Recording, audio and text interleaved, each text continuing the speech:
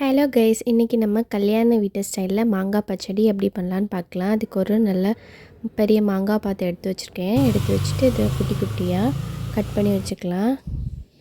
இப்போ நம்ம அது கூட காரத்துக்கு தகுந்த மாதிரி சில்லி பவுடர் ஆட் பண்ணிக்கோங்க. தேவையான உப்பு ஆட் பண்ணிவிட்டு லைட்டாக மிக்ஸ் பண்ணி விட்டுக்கோங்க. நல்லா மிக்ஸ் பண்ண விட்டதுக்கப்புறமா இது கூட நம்ம தயிர் ஆட் பண்ணிக்கலாம். தயிர் ஆட் பண்ணிவிட்டு தேவையான தயிர் ஆட் பண்ணிக்கோங்க. ஆட் பண்ணிவிட்டு நல்லா மிக்ஸ் பண்ணி விட்டுக்கோங்க. எல்லாம் நல்லா கம்பைண்ட் ஆகட்டும். அப்புறமா நம்ம தாளிச்சுக்கலாம். ஒரு தாளிப்பு கரண்டியில்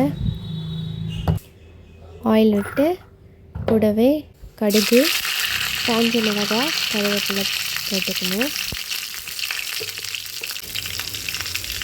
பெருங்காயம் பவுடர் ஆட் பண்ணியிருக்கேன். அவ்வளோதான், தாளிச்சாச்சு. இதை அப்படியே எடுத்து நம்ம மாங்காயில் விட்டுடலாம். அவ்வளோதான், மாங்காய் பச்சடி ரெடி ஆகிடுச்சு. இப்போ நல்லா ஒரு மிக்ஸ் பண்ணிவிட்டு விடுங்க. சூப்பரான மாங்காய் பச்சடி ஈஸியாக ரெடி பண்ணிடலாம். நீங்களும் இதை ட்ரை பண்ணி பாருங்கள். கல்யாண வீட்டிலலாம் இது ரொம்ப ஸ்பெஷல்.